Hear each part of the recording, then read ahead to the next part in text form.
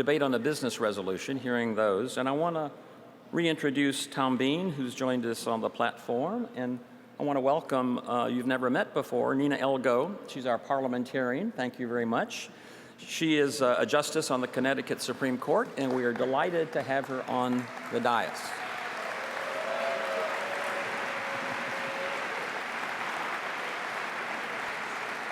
Also, the Reverend Jennifer Brooks, our chaplain, I've asked to join the platform because, frankly, I think it's important to have some ministerial presence as we begin this debate, which has already, as you well know, triggered many responses from many of you. So we're hoping to model something a little different this time. Let me first introduce Ted Fetter. Ted, where are you? Ted Fetter facilitated the mini-assembly yesterday that considered the business resolution screening out investments in corporations complicit in the violation of human rights, including Palestinian rights.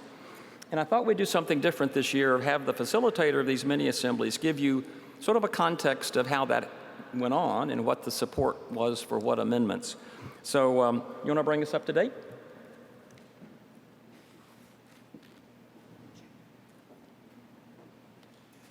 Thank you, Jim. The mini-assembly on the proposed business resolution on screening out investments in corporations complicit in the violation of human rights, including Palestinian rights, was held late yesterday afternoon. As delegates are aware by now, as you're all aware by now, we worked from a perfected version from what's in your program book, a version that is more relevant and more up-to-date.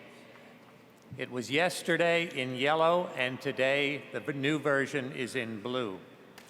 The mini-assembly was well attended. Those who were present were consistently polite and respectful, keeping in mind that we were doing holy work. In addition to those in the convention center, we recorded votes from more than 30 off-site delegates. In the mini-assembly, we considered all 8 amendments that were offered, and we took straw votes, informal votes to guide the Board of Trustees in discerning how to present this resolution to you for debate and discussion today. Following the mini-assembly, we decided to incorporate 3 of those proposed amendments into the new draft that is presented to you now. That's the blue version which we will be working from. The other 5 unincorporated amendments garnered little support, either in the hall or off-site.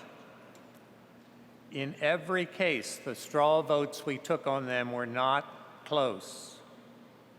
Again, the mini-assembly demonstrated solid respect for opposing views, and I thank everyone who was there and who participated. Jim?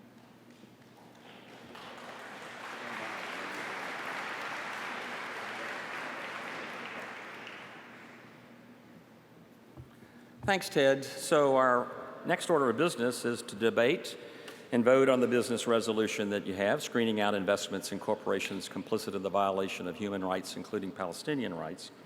And this is a time where I'd ask my vice moderator to make that motion, but not seeing the vice moderator as she's going to prepare for the breakout groups later, I've asked Ted Fetter to make the motion.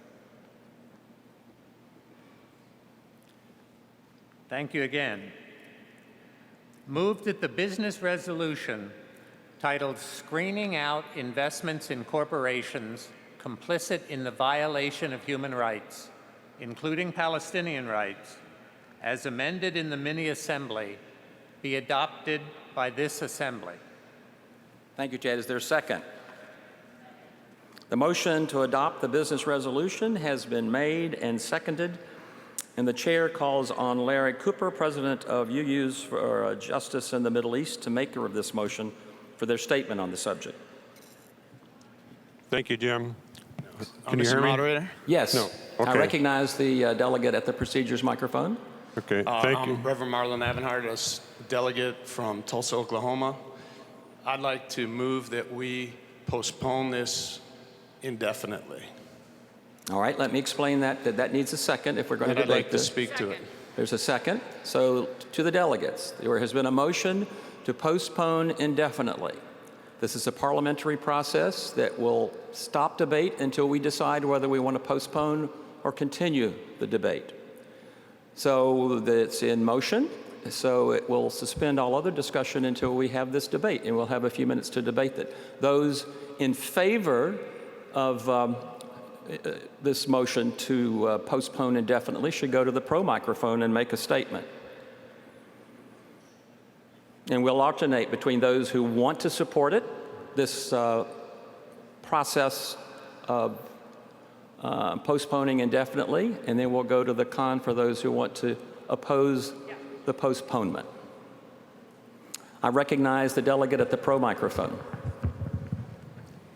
Thank you, Moderator Key. I'm Reverend Sarah Stewart, minister of the First Unitarian Church in Worcester and a former member of the UUA Board of Trustees. And I am in favor of postponing debate on this resolution because it is not a proper business resolution according to our bylaws. Rule G 418.2, a rule adopted by the General Assembly itself, says that a business resolution directly involves the administration of the association, and that any resolution submitted which, taken as a whole, has as its purpose the making of a statement of social concern or principle should be deemed to be a steady action issue for social justice. Thank you. We have someone at the procedures mic. I recognize the delegate at the procedure mic. Thank you. I'm Bob Clegg from the Unitarian Universalist Congregation of Frederick, Maryland. I have a point of order. My understanding of this motion is that it is a procedural motion, so I respectfully suggest that it should not be debated. That's as much a question as a point of order. No, I've looked at this, and this is to be debated. This is a debatable motion.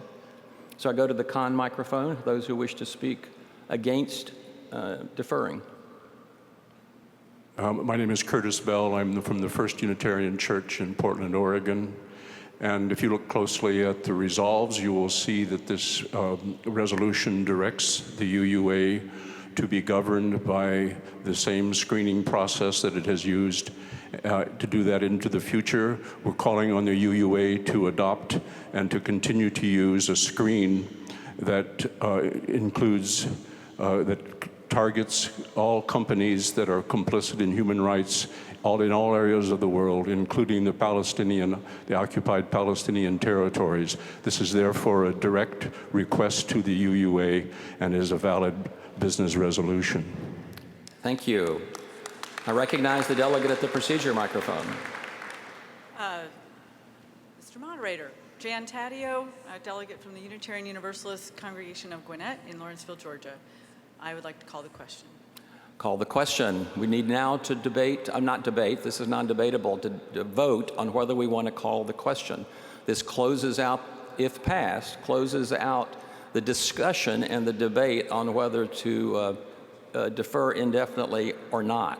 So do we understand what we're voting on now? We're calling the question and voting, we're asking you to vote on whether you want to defer indefinitely or not. Do I have a second? We have a second. So get your cards ready. What I'm asking the delegates to do, if you want to vote on on deferring this, hold on a minute, hold on a minute, hold on a minute. I have a parliamentarian this year.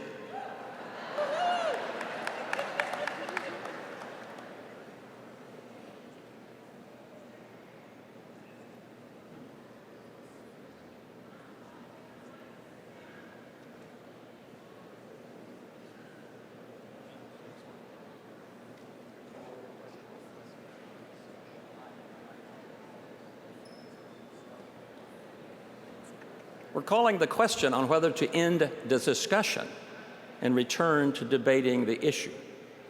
So we now understand the process? Are we good? For those who wish to end debate, please raise your card and vote yes. End debate. Thank you. Cards down. Those wishing to continue the debate on whether to defer, raise your card. The motion to further debate is defeated, so we'll now return to debating the merits of the, it passed. Are we good? Wrong question to ask. Do we understand?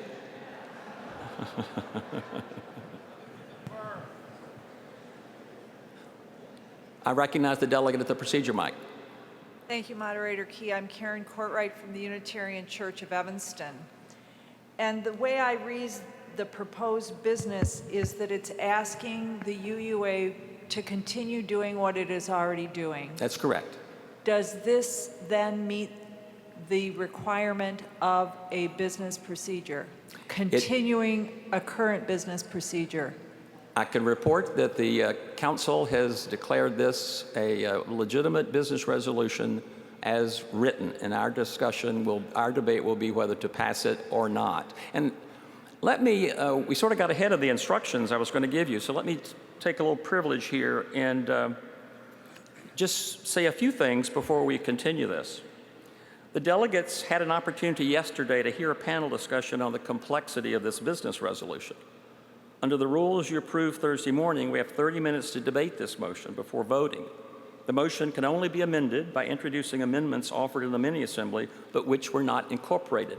They are at the amendment desk, and if someone wants to move to incorporate those unincorporated amendments, you should move right to the desk to see if we want to vote on them at all. The motion can only be amended by introducing, in other words, no new amendments can be made by this assembly. The business resolution requires 2/3 vote in the affirmative to be adopted. There must be 20 minutes of debate before a delegate may call the question. The motion to call the question must then be voted with the majority voting in favor to require an immediate vote on the motion. And that 20 minutes was on the original debate, the original motion, which we moved away from. The chair reminds those who wish to speak in favor or against the business resolution that debate must be confined to the merits of the business resolution. Avoid injecting a personal note into the debate. Do not attack or make any allusion to the motives of others, or the chair will rule the comments out of order. Each speaker is limited to 2 minutes and may only speak once. Subsequent speakers should make new points rather than repeat what others have said. There are 4 possible outcomes: approve with a 2/3 vote, defeat with more than a 1/3 vote, move to postpone indefinitely, which we're in the thrust of right now, which effect kills the motion for this General Assembly and requires a majority vote. Move to assign the resolution to a committee to report their recommendations at GA 2017, and that also requires a majority of vote. We have off-site delegates, of course, and I have an instrument to tell me whether they're in the queue or not. So before we go any further, I'll recognize the delegate at the procedures mic. Moderator Key, I believe I need clarification because I asked to call the question about the motion to defer this indefinitely, and I understand we just voted to call that question. Mm-hmm. I don't think we've called that question yet. Yeah, we did. We had a vote on it. We voted to call the question. We didn't vote to whether to defer or to move forward.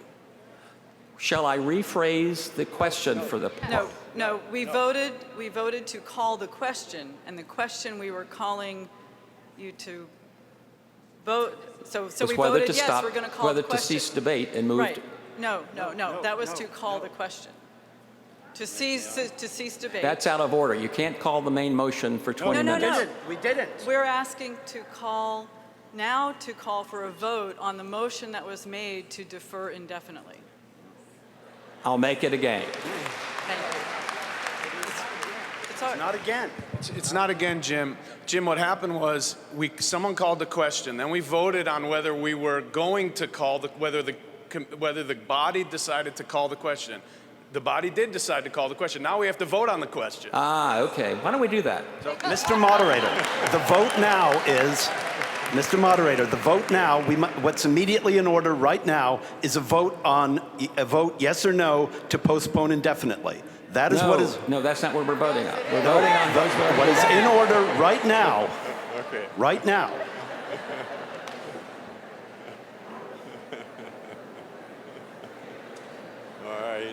Thank you.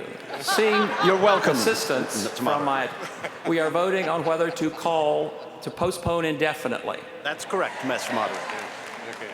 We're voting on whether to postpone indefinitely. And I'm not sure who was at which mic last, so I'll go to the pro side. Oh, let's vote. Let's vote. All those in favor, raise your cards to postpone indefinitely. No. Hold them up for a while. Do that exercise of.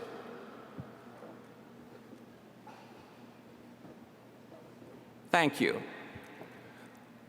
Those opposed? The motion to postpone indefinitely fails.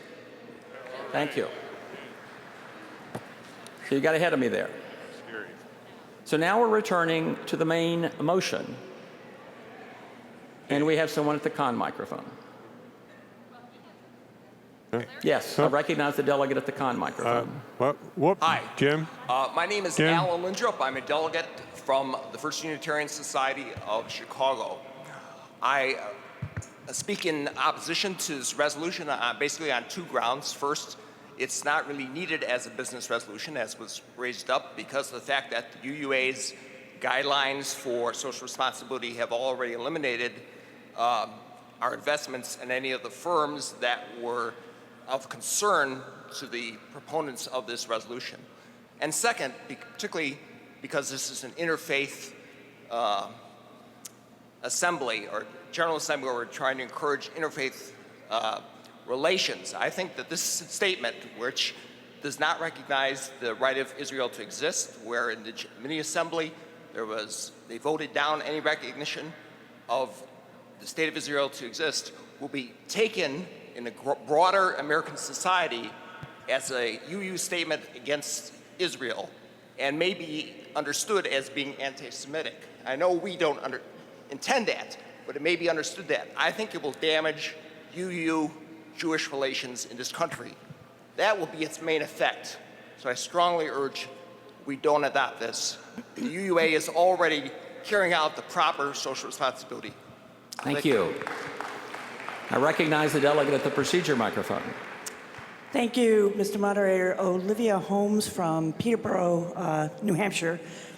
Point of order, would it be possible to have either the UUA treasurer or financial advisor explain the work that has already been done so we understand It would what be we're appropriate, voting? and thank you for suggesting it. And I'm going to call on David Stewart, chair of the Socially Responsible Investment Committee.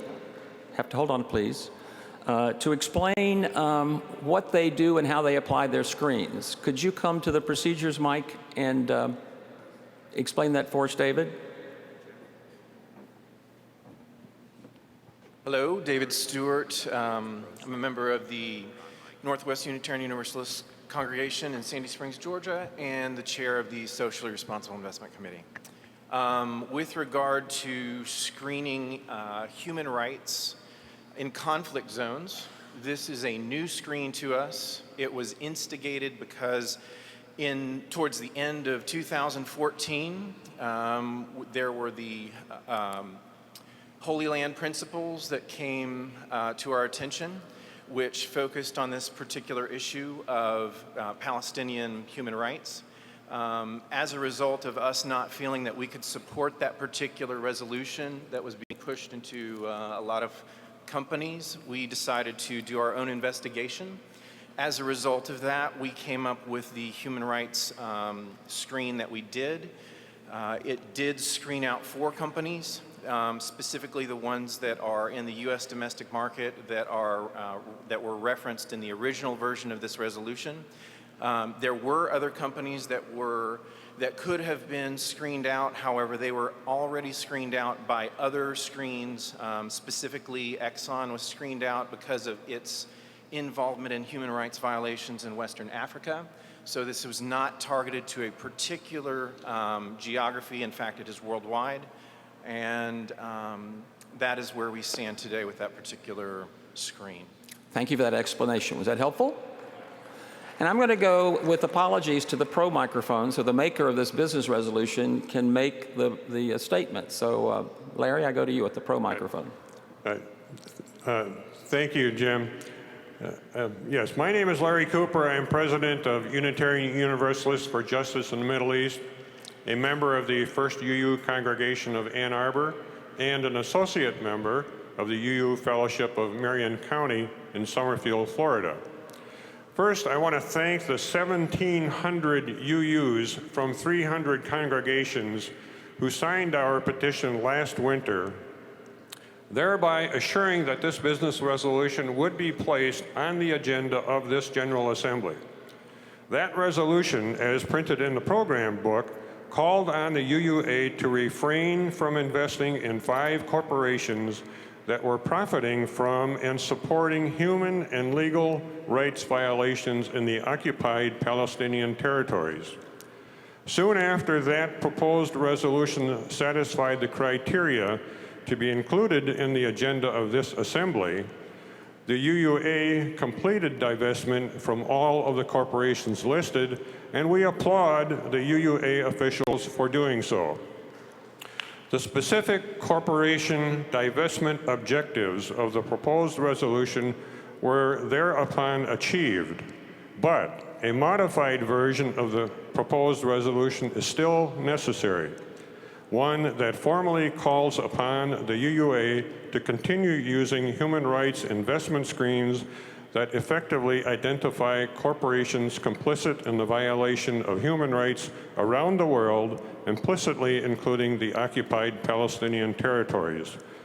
The resolution before us today commends and endorses the actions taken to date by the UUA financial officials, and upon being adopted by this assembly, will provide them with denomination-wide support grounding of the UU community needed to support their continued use of appropriate investment screens. Vote for human rights for all people, including those living under occupation. Vote to apply our UU principles to our investment practices. Vote yes. Thank you. I recognize the delegate at the procedures mic. I wanted to make a point of clarification. This is David Stewart again, chair of the SRI committee. I wanted to clarify the difference between screening and divestment. So specifically, let me define that for you. Divestment is the act of publicly and intentionally selling shares of a company as a part of a vocal movement due to a desire to reprimand them for their behavior. To be effective, it requires a coalition of divesting investors and widespread media coverage. The goal is to publicize a crisis with the hope of delegitimizing the perpetrators of the crisis. Negative screening, on the other hand, is the removal of companies that are rated as poor from a portfolio that are rated as poor performers on environmental, social, or governance behaviors. It does not include a public reprimand or require a coalition or a movement to be effectively implemented. Thank you, David. I have an off-site delegate, and that off-site delegate will be represented at the con microphone by our volunteer. I recognize the volunteer at the con microphone speaking on behalf of an off-site delegate. I'm representing Mike Manning of Unitarian Universalists of Clearwater, Florida. He says, "My worry with this washing our hands of these investments is that it mostly feels good. Cannot more be accomplished by working from within and appearing with resolutions and other actions at annual meetings of these corporations?" Thank you. I also have someone in the pro queue off-site, so I'll ask the volunteer who's speaking their words to recognize that person at the pro microphone. Hello, I'm speaking for Hanan Watson from All Souls Unitarian Church. My name is Hanan Watson. I'm a member of All Souls Church in New York. I joined All Souls in 2002 after attending a jazz and poetry meditation, a very balanced adult education lecture on the history of Palestine and Israel presented by a Jewish professor of Middle Eastern Studies, and 2 Sunday morning services. My late husband and I connected with UUism instantly, both of us having come from Christian backgrounds, he an Episcopalian and I an Anglican. I was born in Jerusalem, Palestine. I was 5 years old when Israel was established, and my family and I were of 750,000 Palestinians driven out by the violence inflicted on Palestinians in order to establish the state. I abandoned religion for 36 years. Because of me, all religions seemed to be a tool of war and oppression to which I could not subscribe. This changed when I discovered the UU faith. Since I joined All Souls, however, my UU faith has been changed frequently as I have encountered prejudice and fear of Palestinians within our community, most of which have been based on misinformation. On a personal level, I received comments by well-meaning friends in my congregation. "You don't look like a Palestinian," they say. I have contemplated responding with a polite thank you. Instead, I have asked, what does a Palestinian look like? I believe deeply in our UU principles, but my confidence in our denomination's application of these principles has been shaken time and time again as I have experienced our community's enthusiasm to work for justice on so many important issues that have not included the occupation and oppression of Palestinians. To date, the term occupation has been on our do not disturb list, never to be uttered. This business resolution, which recognizes the military occupation with its associated human rights violations, restores my faith in our community's sense of justice for all and affirms that we have the courage to acknowledge the facts of the brutal occupation of the Palestinian land and lives. Thank you. Thank you. I recognize the delegate at the con microphone.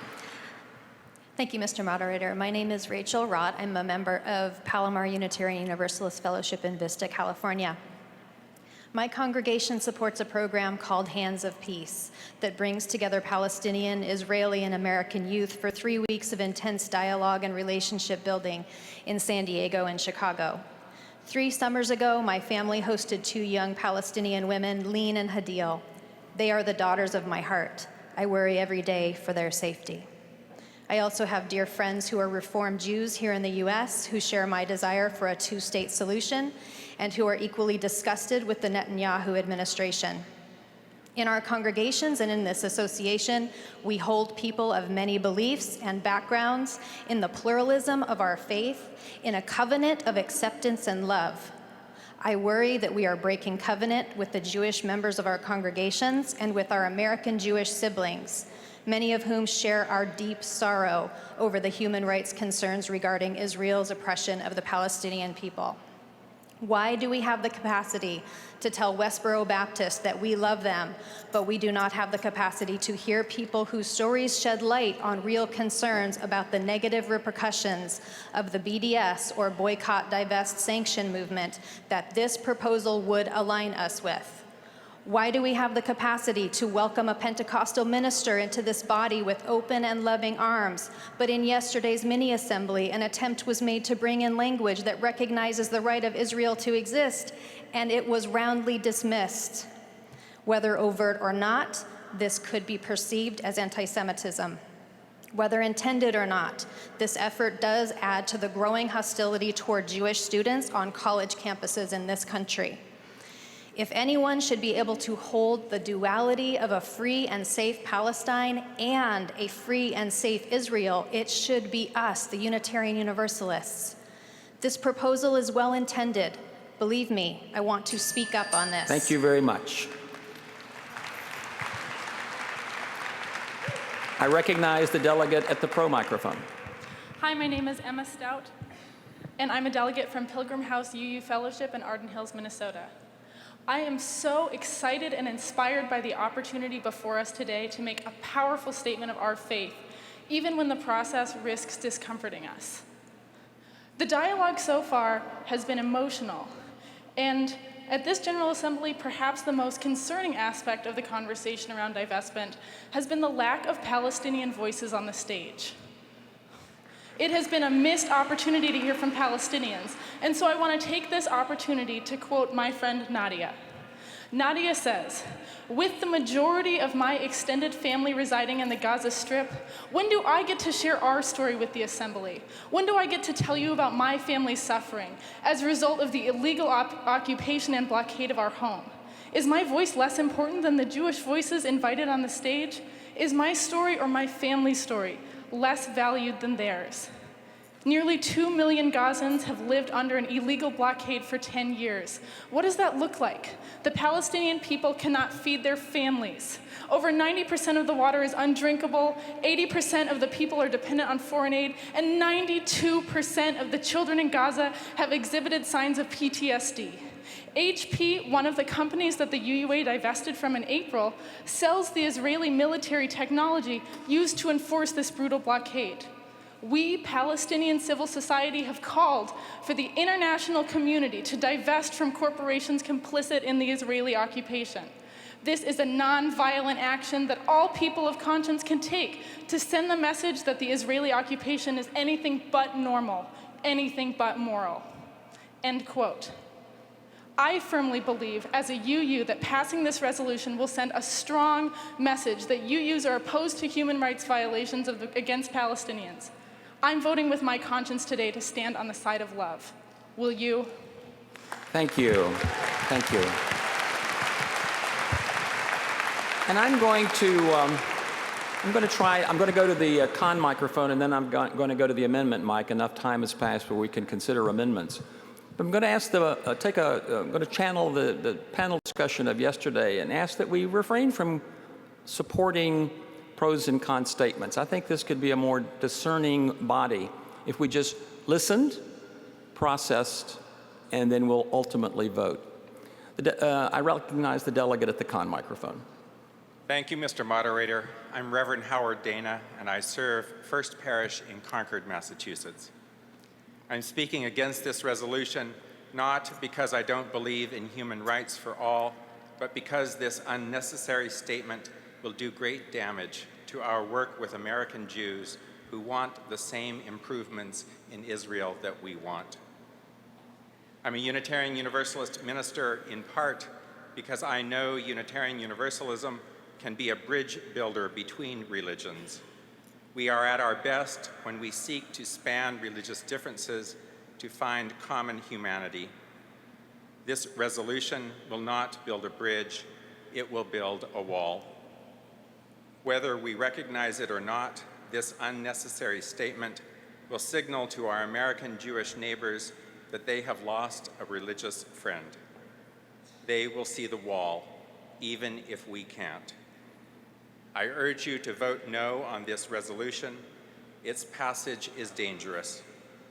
Rather than promoting the human rights we all seek, it will make it much harder to work with our natural religious allies. Please vote no. Thank you. Thank you. And thank you for responding. I appreciate that. We can now go to the amendment microphone. We have someone at the procedures microphone. I recognize the delegate at the microphone. Thank you. My name is Michael Brown. I'm a ministerial delegate from Peoria, Illinois, and we heard a few moments ago from a financial counselor explaining the difference between a screening process and a divestment.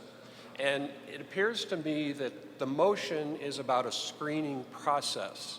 And yet I hear from many delegates that we are discussing divestment. And so I would like clarification from the financial We are not discussing divestment. We are not. That's not a part of the resolution, and it's not on the table. So we're trying to understand the discernment process and whether this should be passed or not. But thank you for the question. Thank you. I go to the amendment microphone. Would you make your amendment?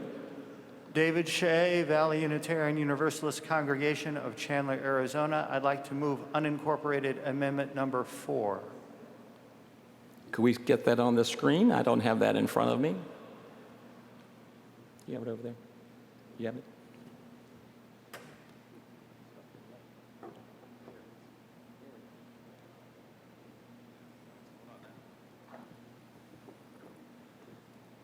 So the amendment that is being moved essentially or put forward is adding that while recognizing the legitimacy of the state of Israel, the efforts of Israel to negotiate for peace with the Palestinian leadership and the importance of government to defend its citizens, and then it goes on. That did not have much support in the mini assembly as I suggested, but is there a motion? Is there a motion to amend? I need a motion. Is there a motion to move this amendment? Yes. Is there a second?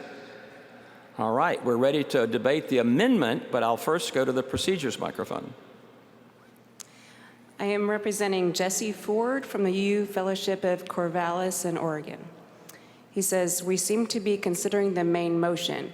Is there going to be discussion about the unincorporated amendments?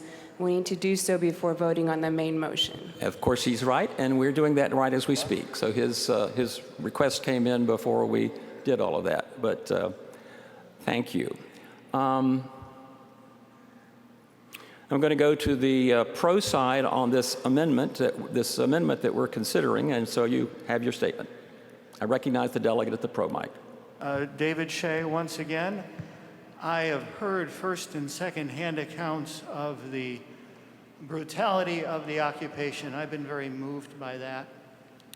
And I've also heard from the con microphone, and what I've been hearing, it may not be what they're saying, but what I'm hearing is that there's a lack of balance. We're not looking at both sides, and I think our first principle should compel us to look at both sides.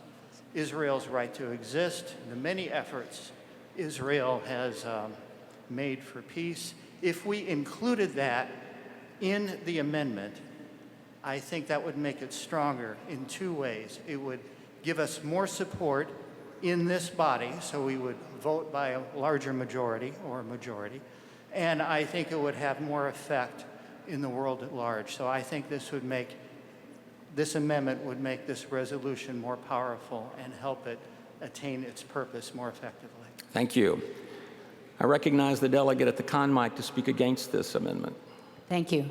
My name is Ann Garcia, and I'm a member of the First Unitarian Universalist Congregation of Ann Arbor and an active member of Jewish Voice for Peace, the fastest growing Jewish organization in America. I'm here to suggest that as a Jewish woman, I have been fully accepted by Unitarian Universalists consistently. I see no risk in that area. I am not up here as a UU with Jewish heritage to give you permission to vote for this resolution, because you do not need my permission or anyone else's to do the right thing. I urge you to honor our UU tradition of acting out of love and compassion rather than fear. Do not be held hostage by this accusation of anti-Semitism. Criticism of the occupation of Palestine is not equal to questioning the existence of Israel. Criticism of the Israeli government is not equal to criticism of the people living in Israel. Criticism of Zionism is not equal to criticism of Judaism. Keep in mind there are many Zionists who are not Jewish and many Jews who are not Zionists. Admittedly, I know full well Jews have been victims in countless situations. But the Jewish people are not the victims in our discussion today. The human rights being trampled on in this situation are those of the Palestinians, the ones in refugee camps, the one in the open-air prison known as Gaza, and the ones in the West Bank standing in a turnstile at a checkpoint for hours on end. There is nothing Jewish about military occupation, and there is nothing anti-Jewish about the UU's choice to stop profiting from it. Jewish values, old and new, echo those of us UUs.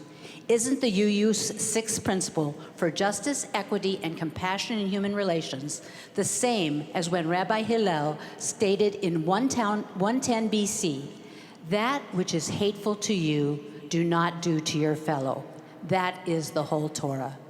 Isn't the sixth UU principle also mirrored in the findings from a recent survey which revealed that 84%— Thank you.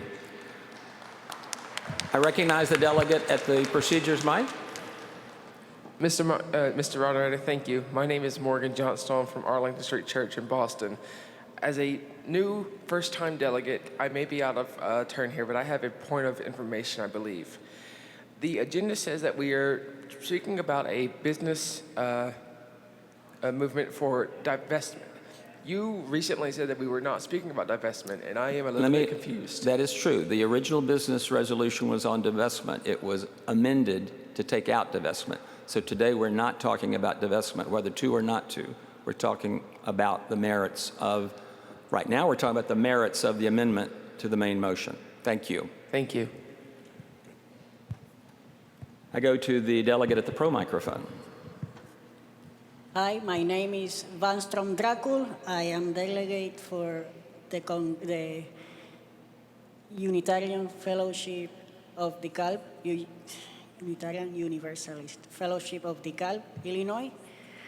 I am in favor of the amendment because in an environment where things are usually misunderstood or misinterpreted, it is important to be very clear that at the same time we support the Palestinians and we are in favor of respecting their human rights, we are also in support of Israel to exist. We support both. We just don't support the violence and the discrimination. Thank you. Thank you. I recognize the delegate at the con microphone to speak against this amendment. Sally Gellert, Central Unitarian Church, Paramus, New Jersey. I speak against this amendment on two grounds. First, I think putting that long and complex a clause into an already long, complex clause just makes it unreadable. Secondly, I don't think it's needed. This is basically a statement that supports screening against human rights violations, particularly but not exclusively in the occupied Palestinian region. And I think it's a superfluous statement in support of the State of Israel that I don't think it really belongs. Thank you. Thank you. I recognize the delegate at the pro microphone. I'm Hillary Krivchenya, minister of Countryside Church, Unitarian Universalist in Palatine, Illinois. And it's very difficult to go back and forth between these microphones to debate something so close to my heart. When I visited the occupied territories in 2006, I was shocked by what I saw and the degree of brutality of the occupation. And I strongly support a statement from the Unitarian Universalist Association calling Israel to take more seriously the kinds of negotiations that could bring an end to such a conflict and also bring some peace and a two-state solution.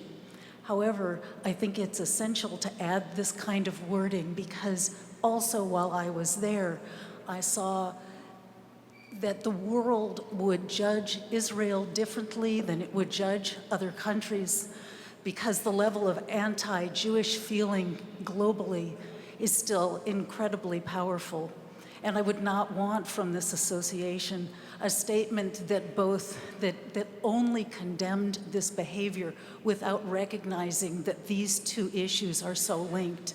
And I'd like to pretend that it's simply a clear-cut issue, but the injuries are so ancient and so historical that if we don't speak to the pain of both parties, we are not doing justice to this issue. Thank you. I recognize the delegate at the procedure mic. Reverend Jay Wolin, serving our congregation in the Quad Cities, Davenport, Iowa. I ask that we call the question on this amendment. Is there a second? We're voting now on whether to stop debate. So if you're wanting to move on back to the main motion, you would want to vote in favor of calling the question, which would be a vote up in the air, a card up in the air. Likewise, if you're ready to continue the debate, I'll ask that question, you'll vote against it. So those in favor of calling the question and ceasing debate, raise your cards. Thank you. Opposed? The question is called and the amendment, let's now vote on the amendment. I'm learning. 3 years in, it's going to be good. You're going to be surprised how good I'm going to be in 2019. So, those in favor of amending the document in front of you with incorporating this amendment, please vote by saying aye, raising your cards. This is in favor of the amendment. Thank you. Those opposed? Ooh. Let me consult. Let's start all over again, and I'll consult with my compatriots here. Those in favor of incorporating this amendment, please raise your cards and hold them high. You're going to have to hold that elbow up while we do this with my panel of experts.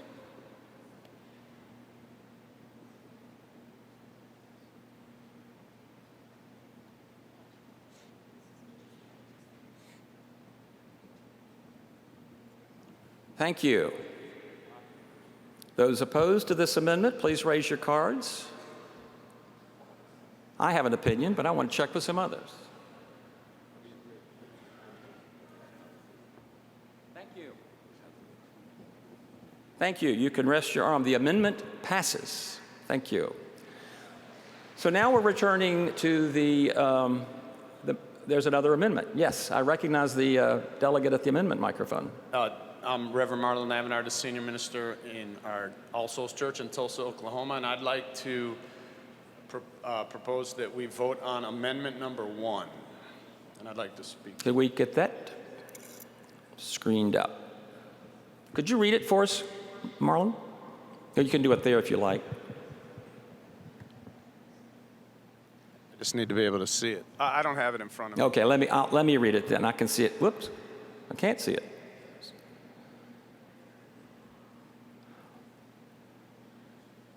Is the amendment to strike including?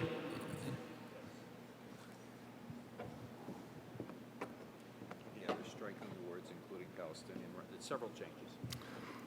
Okay, this is several changes. This amendment, should you vote on it, is excluding including Palestinian rights. So the title of the business resolution would be Screening Out Investments in Corporations Complicit in the Violation of Human Rights. And then there's a line under that that adds, which may result in associated violations of human rights. And then the next several lines down, 20, encompasses all areas of the world, including but not limited to. And then line 22, following leaders and supporters of an international movement to end the violations of human rights by refraining. And then replace line 28 with the following: violation of human rights around the world, including but not limited to areas in the occupied Palestinian territory. So obviously this amendment is trying to broaden the business resolution to include human rights violations all over. I recognize the delegate at the procedure mic. Yeah, thank you. Sally Gellert, Central Unitarian Church, Paramus, New Jersey. Point of personal privilege, Mr. Moderator. Is it possible to get the time clock showing constantly on the screen? That's a fair request. I can't see it either. I'm relying on the bell. And so I'll ask my tech deck associates, can we simultaneously show the amendment and the timer? I'm not sure we can, but we'll make the request. Thank you. I recognize the delegate at the procedure microphone. Kate Fraley, Charlottesville, Virginia. I guess this is a personal something or other. I'm sorry? Personal privilege. I have a concern about the assessment of the hand-raised votes. I was sitting behind that post, and I couldn't see you, and I couldn't see them. So I have a concern that the visual assessment of the handheld votes is not complete, because over there and over there you can't see. Speaking for myself, but I'll consult with others, I thought it was pretty easy to read the numbers. So thank you for your raising the issue. I recognize the delegate at the procedures microphone. Thank you, Mr. Moderator. Jim Crevart Graham from the Church of the Larger Fellowship. I raise a point of information. I believe you just made a statement about what this amendment means, stating that you thought it broadened the human rights violations that this particular proposal would address. I don't know that I read it the same way. The proposal already addresses all human rights violations and calls particular attention to the Palestinian issue. This proposal, it seems to me, would remove Palestinian from the language. Am I clear, or no, am you're I misinterpreting? Correct. You're right. Thank you for raising the issue.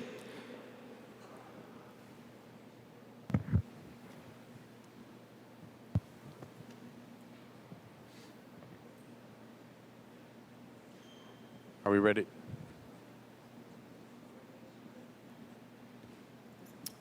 Okay, so we have an amendment being proposed. I'll go to the delegate at the pro microphone. This is Reverend Marlon Navenhauer, the senior minister from All Souls in Tulsa, Oklahoma. And I would like to say that as someone who's deeply committed to justice, as someone whose ministry is deeply committed to justice, also to interfaith understanding, I want to make sure this body knows that many of our ministers have been contacted by local rabbis in our community that have expressed similar views to the rabbi who expressed to this entire body at the opening ceremonies that it would mean something very powerful to the Jewish community if we pass this resolution. And the reason that I'm voting on this amendment is because this amendment takes the Palestinian question out, but keeps us screening for human rights violations. So in effect, this continues exactly the intent of everything we're trying to accomplish here in terms of screening, and yet it takes out this divisive issue around specifically naming the Palestinians, which is going to harm our relationships in the interfaith community with the Jewish community.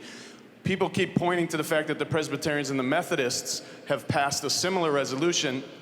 One of the differences is they don't have so many Jews in their body. They probably have very few, if any, whereas we have a lot of people with Jewish heritage in our congregations, a lot of mixed marriages with Jewish heritage. By naming this specifically the Palestinian issue, we do not increase the screening in any way, shape, or form. All we do is upset and damage our interfaith relationships and create a lot of damage in terms of our support. And in a General Assembly that's based on the idea of religious pluralism in the heartland, that we are going to draw faiths together for us to single out the Palestinian issue when it's not necessary, both for the screening and for the fact that the UUA's already made a commitment to this, I would like us to vote pro on this amendment. Thank you. Thank you. I have a delegate off-site with a procedural question. Do I have a volunteer to deliver that, please? Pull the microphone down so we can hear you. I'm speaking on behalf of Julia Prentice from the Unitarian Universalist Congregation of Marin and San Rafael, California. She says, is this a 2/3 requirement to pass or simple majority? This is a simple majority on the amendment. When we pass whatever the main motion ends up being as amended, requires a 2/3. Thank you for the question. Is there someone else? I recognize the delegate at the procedures microphone. Michelle Liebensmack from the Unitarian Universalist Fellowship of Athens. This is going way back in this discussion, but when the proposal for tabling this business procedure was presented, and then the rationale was given at that microphone, they referenced a piece in the bylaws. For me, very visual person, it would have been really helpful to have that projected onto the screen so I could see what we were talking about. And then shortly thereafter, my colleague was very helpful to be pulling up the bylaws on his phone. But then it went to call the question before we even had a chance, especially for me as a novice to parliamentary procedure, to have an understanding of what really is going on. So I feel like the train left the station before I had a true understanding of this. Thank you for that observation. Let me just say once again, we go over the rules at the beginning. We have orientations, we have webinars, and we encourage first-time delegates to be familiar with the bylaw if they want to be engaged in the argument. So I accept your comments. Thank you very much. I now need to go to the next delegate in the procedures mic. Good morning. My name is Marcus, and I'm with the UU Church of Peoria. My question is, we did pass an amendment just a moment ago that added Israel into it, and now we're having an amendment that's removing Palestine from it. Is it able to reconsider the last motion if we remove Palestine from this motion? And the other question is, someone asked before, can we call account on the last amendment? Can you call the question? Are you calling the question? Call account on the last amendment. No, I have to say that we've moved beyond that. We've had 3 people observe the count, and I think we're fine there. I know that people are never happy with the result if they're on the side that didn't carry the day. But thank you for... I actually voted for the last amendment, but there was kind of some confusion within the audience, and a delegate can ask to have a count called. So I'd like to call a count. Thank All you. Now, let me just tell you that the procedures mic is, I'm okay with this, but it's consuming lots of times and keeping us from the discussion of the amendment, and we haven't gotten to the main motion. My name is Howard Tolley from St. John's Unitarian Church in Cincinnati. Although I think the mic's not on for you. Try it again. My name is Howard Tolley from St. John's Unitarian Universalist Church in Cincinnati in UU Justice, Ohio. I raise a point of order. When you called for delegates in the hall to hold up their cards and vote, we were immediately seeing on screen percentage pro, percentage con. I have spoken with the technical people. I think it is inappropriate while we are voting in the hall to be shown the count of those who are voting off-site, and I would urge you to find a way to delay that display until after we have completed voting in the hall. Thank you. And in future, I don't know whether we'll get it done by next General Assembly, but our hope is to move to an electronic system that we see the votes pretty instantaneously. I recognize the delegate at the procedure microphone. I'm Valerie White from the Unitarian Church of Sharon, Mass. And I question whether this new amendment is in order given the vote on the previous amendment. Thank you. It is in order, and we are debating it. And I'll go to the next delegate in the procedure microphone. This is Alessandro Gagliardi from UUSF, San Francisco. I believe this would be a point of personal privilege, but I'm wondering if it's possible that we could hear all the amendments prior to discussing and voting on them. Hear all the proposed amendments, because they interact with each other. And the last amendment, this amendment changes how we perceive the last amendment. This is one of the challenges of our mini assembly and our technology, but it is difficult to go through that, and we don't have time, frankly, to go through all the amendments. We will not get to all the amendments to be considered, so time will soon be running out. So no, we cannot. The purpose of perfecting any business resolution occurs in the mini-assembly. That's where you have the biggest impact. We are trying to get to as an efficient vote as possible on the main motion after we consider this amendment. I recognize the delegate at the procedure microphone. Point of order, Gigi Gordon, Marquette Unitarian Universalist Congregation, Marquette, Michigan. I question whether the last amendment that was voted favorably is properly included in a business resolution. Say more. Why? We voted and... It strikes me as a statement of policy. Principle has nothing to do with how the organization conducts its business. Right. And let me thank you for sharing your views, but it is in order and it has been voted into the... You will ultimately get a chance to vote the amended document up or down. I recognize the delegate at the procedures microphone. Reverend Nina Gray from the Unitarian Universalist Fellowship of Bozeman. Some of the folks who have been speaking have suggested that this amendment takes out Palestine, removes Palestine. It does remove it from the title, but not from the language of the resolution. I wanted people to be clear about that. It's included in the language of the resolution, of the amendment, along with the words "but not limited to." That is true. Thanks for bringing it to the attention. I now go to the delegate at the pro microphone. It's con time. Excuse me, con. I recognize the delegate at the con microphone on this amendment. My name is Reverend Dr. Finley C. Campbell, a delegate from the First Unitarian Society of Chicago, and also an international Zionist and a former Christian Zionist.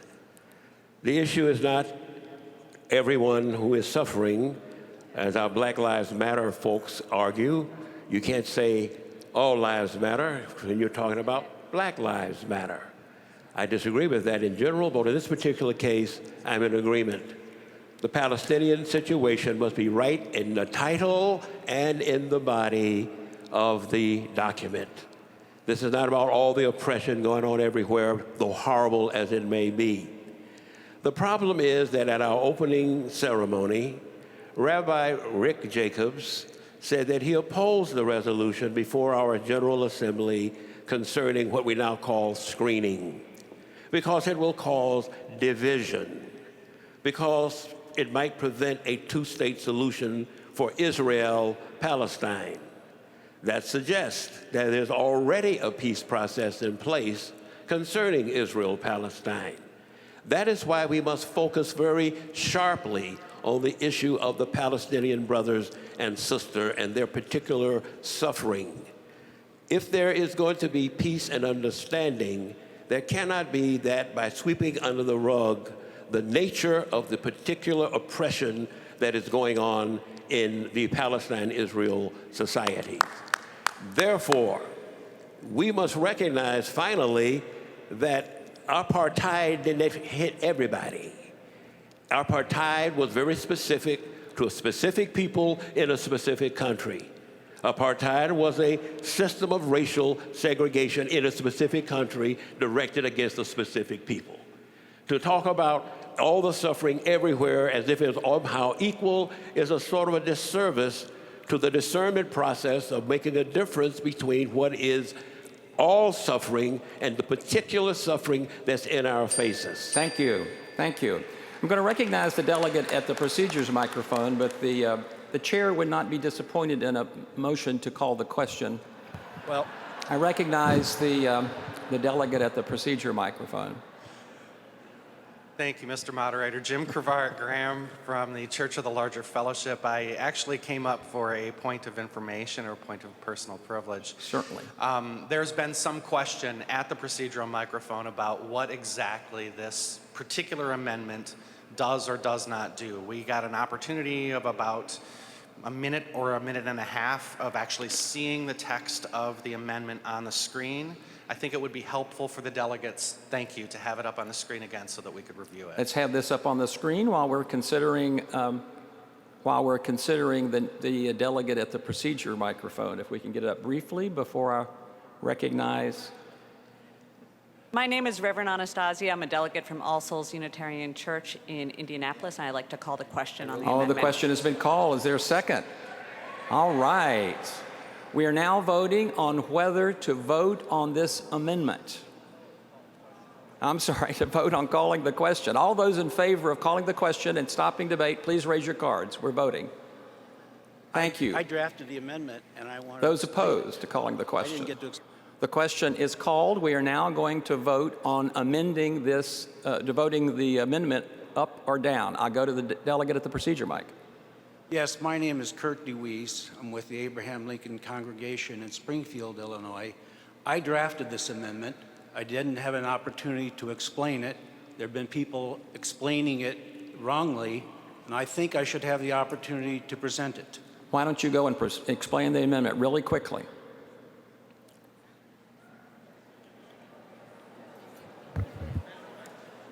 I would urge the delegate body to not be so murmuring. We have a point of order. Point of order. Yes, yes.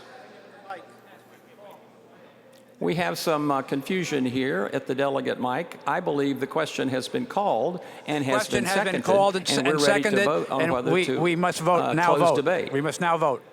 I have not recognized the delegate at the procedure microphone. Hold on. I'm sorry. I'm Jim Ansel from the unit. Okay. We are now voting on the amendment. Does the delegate at the pro microphone want to speak on the amendment? I would appreciate that opportunity. Parliamentarian, help. The debate is closed. Right. We're voting on the amendment. All those in favor of including this amendment to the main motion, raise your card. We're voting to include it. Thank you. Those opposed to this amendment? The amendment clearly fails. Thank you. I recognize the delegate at the procedure microphone. Thank you, Mr. Moderator. On a point of order, and this may be a little complicated, so please bear with me. Since the motion now, as it was amended in the mini assemblies, since it basically is telling the UUA to keep doing what it's already doing, since that means whether we pass this resolution or don't pass this resolution makes no difference, because they're going to keep doing what, you know, Essentially, if we you're ask correct. them. Essentially, yes. I'm saying then, I'm asking the moderator to rule, please, that the entire main motion is out of order because it is non-substantive. It is not changing anything. Thank you. The council has determined that this is in order. Thank you. I recognize the delegate at the procedures mic. Denny Davidoff, the Unitarian Church in Westport.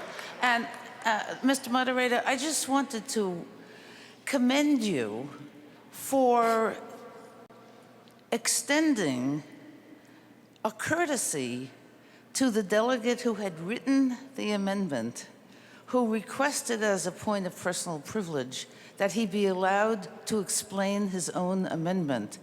And you agreed to let him do that, and then kind of got shouted down by the body, which is very invested in process. I wanted to thank you for adding a note of courtesy into this body, which is very, very rules-oriented. Nobody knows that better than me, having been up there. But maybe we could practice courtesy, and maybe as we go through future amendments on this and on other points of business at the General Assembly, perhaps, and from now on, you could ask for the maker of the amendment to get to explain her or himself, because that was a really nice idea you had. Thank you. I recognize the delegate at the procedure mic. Point of personal privilege, I would ask that we remind the delegates of the photography policy, specifically individuals taking photographs of people while voting and posting them without their permission is not appropriate. It's only by official photographers. Thank you. Thank you. So, are we ready? I recognize the delegate. Are we ready to vote on the main motion as amended? We have rejected the last amendment. Are we okay? Yeah, we're back to debate on the main motion, excuse me. And I believe, and I'm looking for confirmation, that I will go to the pro microphone. I think that's where we ended up. So I recognize the delegate. Now I've got a delegate at the procedure microphone. Hi, my name is Francine Hahn. I'm from Cedarhurst, Unitarian Universalist in Maryland, and I would just like to call a vote on the main motion as amended. Thank you. Is there a second? There is a second. So now we're voting on whether to call the main motion as amended. We get this? All in favor of calling the main motion? Thank you. Those opposed? Thank you. Debate is closed, and we're ready to vote on the motion, the business resolution as amended this morning. So are we ready with that, and do we understand that?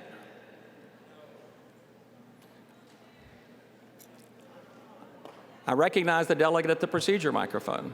Hello, yes, my name is Alyssa Goss. I'm from University Church in Seattle, and it is my understanding that we, as the main motion, are required to have 20 minutes of debate on the main motion. We have not had 20 minutes on the main motion. I think we have, but I'll check. I think you're right. We need 20 minutes, but I thought we had. I'll check.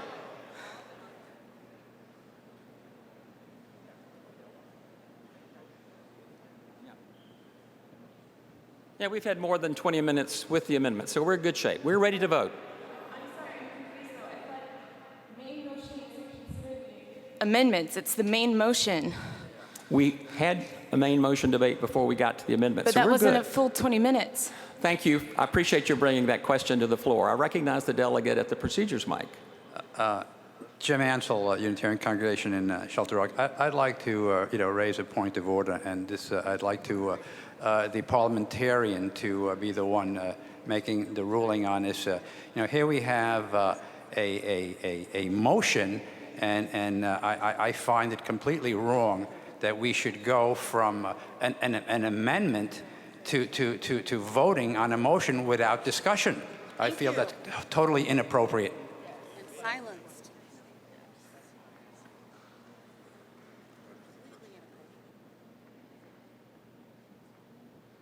Thank you. I have checked with my parliamentarian, and we are ready to vote. I'm sorry, the procedures mic is out of order at this point in time, and we're ready to vote on the main motion as amended. That's what has been voted on, and so here we go. Are you ready to vote on the main motion as amended? I have consulted with the parliamentarian, and we're ready to go. I know that you're not happy with that, but are we ready to vote? Those in favor, I'd ask you to... Can I call on the chaplain to give us some words of reflection, and that this is a holy place, and that we have work to do? Please, I'm sorry. Everybody is out of order until I give the chaplain some time to speak. This is obviously a very emotional topic, and we've spent most of the time discussing amendments. So people are frustrated, and people feel strongly on both sides. And we don't want to alienate our interfaith partners, but we also want to do what's right. We have to recognize that there are many problems with Robert's Rules of Order and the process that is complicated in an assembly this size when so many amendments can be offered. If the parliamentarian has ruled, though, that's where we stand. And it's a difficult position for all of you to be in. But we have to move forward with the rules that we have. And I'm sorry that it's unsatisfying. We worked over the last year to make the rules, the whole process of debate on contentious and emotional issues better. We obviously still have more work to do. But for now, I hear the parliamentarians saying that the vote on the main motion is in order. And I can't do anything about that.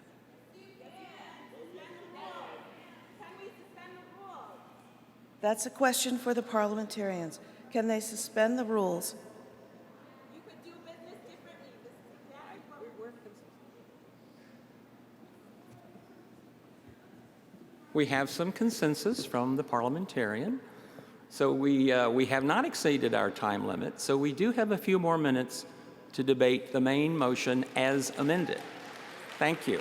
I now recognize the delegate at the procedures microphone. Thank you. This is Supa Holt from the First Universalist Society in Heartland, Vermont.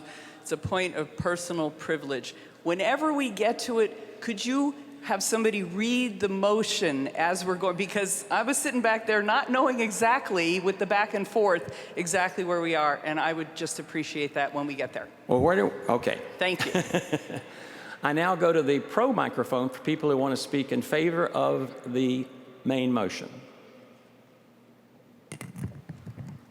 Thank you. Amanda Weatherspoon, ministerial candidate, delegate with the Church of Oakland in Oakland, California. Our final UU principle states that there is an interdependent web of existence that we are all a part of. Collective liberation means that none of us can reach true liberation until all of us do.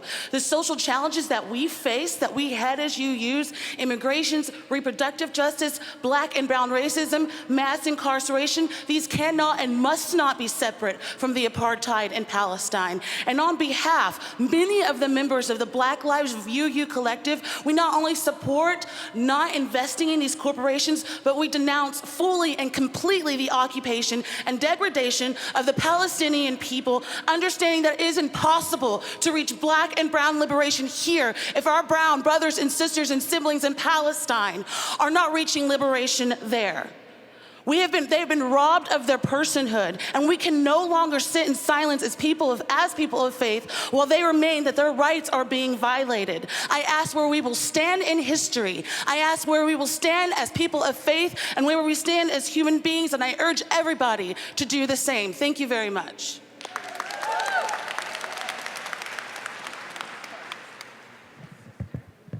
Thank you. I go to the delegate at the con microphone.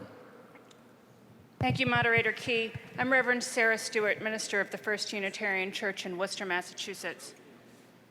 Yesterday morning, we heard the Public Conversation Project help guide a conversation about Israel and Palestine, and we heard leaders in our faith speak from their hearts. We heard the hard conversation that happens when values are in tension and how that conversation can take place in relationship. And I want to call us back to that conversation and that relationship. I opposed this resolution based on our parliamentary procedure and our bylaws, and that might sound like it's just business or it's just technical, but our bylaws are our decisions already made about how we are in conversation and relationship with each other.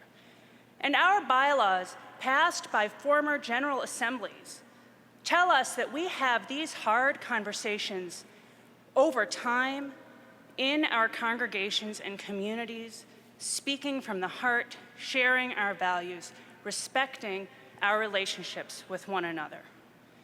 This business resolution will not make any substantive change in the work of the association. Our investment committees are already doing good, faithful work to balance risk, reward, return, and justice on behalf of our faith. Our process calls us to have this conversation in faithful covenant with one another over time in our communities. We should not think that a 30-minute debate on the plenary floor is somehow more just or more real than those heartfelt conversations that we are capable of having in community. I call us back to those conversations.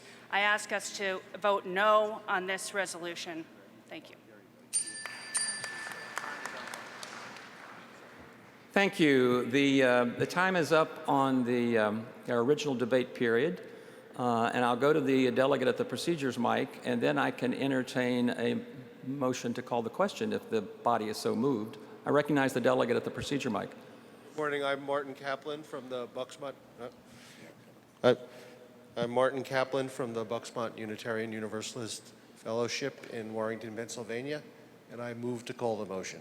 Thank you. Is there a second? So we're now voting on whether to call the question and cease debate. Those in favor of calling the question, raise your cards. Clearly this is supported, but those who oppose calling the question raise their cards so we all get a chance to vote. The question has been called. We are out of 30 minutes of time, and so we are ready to vote on the main motion as amended. So we're going to try to get that posted, and give me just a second. I recognize the delegate at the procedures mic. Jim Ansel from Unitarian Congregation in Shelter Rock Forum in Manhasset, Long Island. We've had a lot of confusion here between time being eaten up by the procedures, the procedures mic, somewhat inappropriate, and we've used up a lot of time here on amendments. I think we need a little more time for discussion, and I want to make a motion. Somebody would have to move to extend debate. I'm going to move to extend debate. Is there a second? There is a second. It's out of order. It is out of order, I am so advised. Thank you. Before we vote, I'm going to call our chaplain back and remind us that we are in a religious body, and then we will try to get the full piece of paper in front of you, and I'll read the amendment before we vote. Jennifer? Reverend Brooks? It doesn't always feel like holy work, does it? And yet that's what we aspire for this work that you are doing right now to be, holy work. I'd like you all to take a moment and turn to someone next to you and take their hands. This may be someone who agrees with you, it may be someone who disagrees with you. Find someone ahead of you or behind you or next to you and take their hands. And let's take turns repeating these words. I put my hands in yours so that we may do together what I cannot do alone. Go ahead.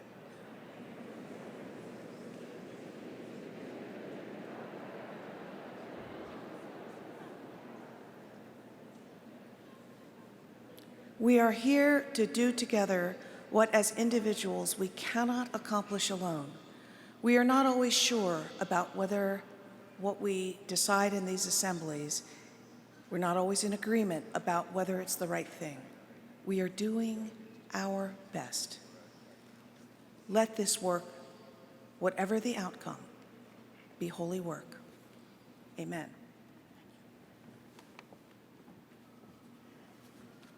Thank you. I recognize the delegate at the procedure mic. Kirk DeWeese. I'm sorry, this is out of order. We are ready to vote. Am I right, correct, parliamentarian? I'm going to ask for a hard count.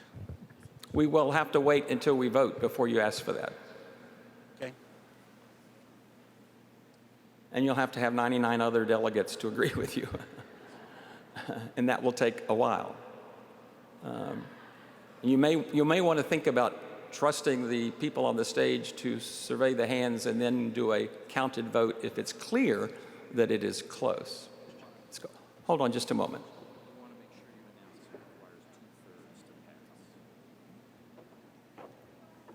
So what we're about to do is have you vote on this amendment.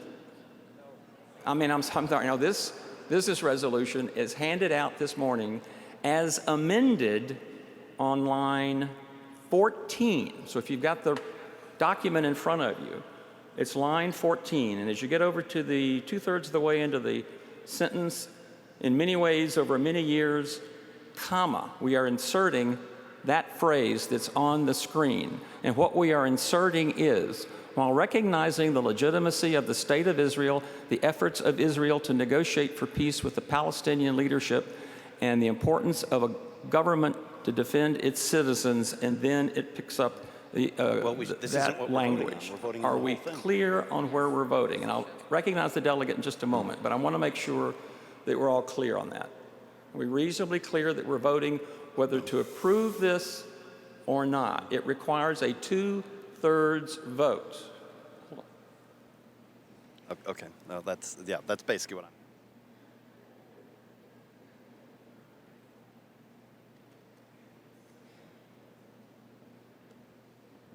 I recognize the delegate at the procedures mic. Point of personal, sorry. Let's wait for the mic. Say it again. Yes, please. On a point of personal privilege, what was just shown on the screen is only part of what we are voting on. If somehow could be communicated to everybody the whole of the motion that we're voting on. Somebody has suggested to me if you could please hold up the blue, blue sheet. I've got the wrong. Understand we are voting on the blue sheet plus the amendment. So we've already voted on that amendment. So we're voting on everything, the blue sheet plus the amendment. As amended. Thank you for the clarification. It's blue, not yellow. And I'm not colorblind. Are we ready to vote? We still have people at the procedures mic, but I'm beginning to believe that they're out of order. So let's vote. I know this is hard, and I will ask you to refrain from celebrating no matter how the outcome is. Thank you, Reverend Brooks, for, I think, putting us in the right mode and grounded. So all of those in favor of approving this business resolution as amended on the screen on line 14, please raise your cards and hold them for a while. This is going to take a while, folks. We're voting in favor.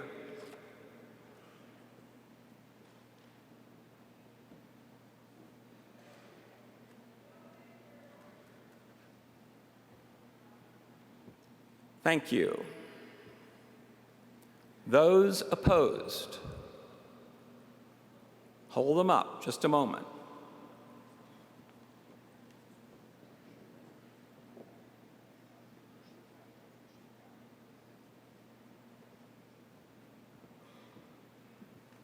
Thank you.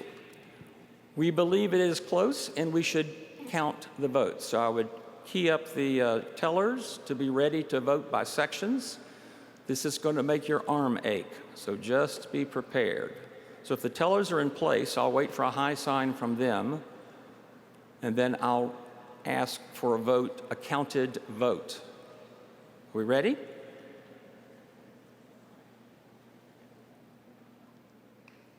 The vote will be available in a minute. We're counting and double checking, and we've got the offsite to include. So that will be announced within 3 or 4 minutes. But I would like to bring up Susan Geckler to tell you the AIW that will put them in motion to be on the final agenda tomorrow for AIW debate and vote on Sunday afternoon. Susan?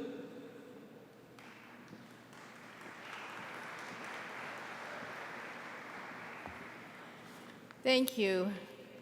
I also want to say that before I make the announcement of which of the AIWs we will be placing on the final agenda, that all are important and worthy causes, and I encourage you, as you are called, to work on whatever it is that moves you, whether it is one of those selected or not.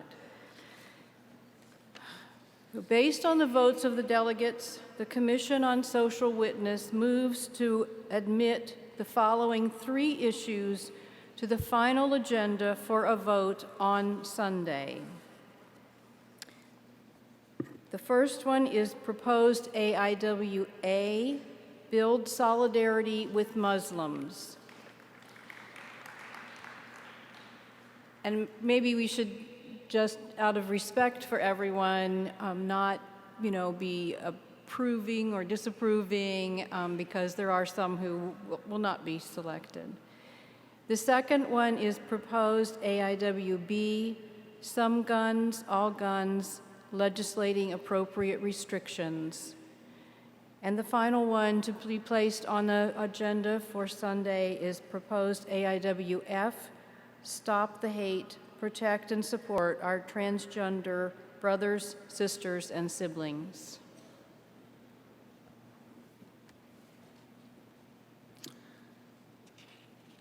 So, the motion to admit the 3 issues to the final agenda for a vote on Sunday has been made. Is there a second?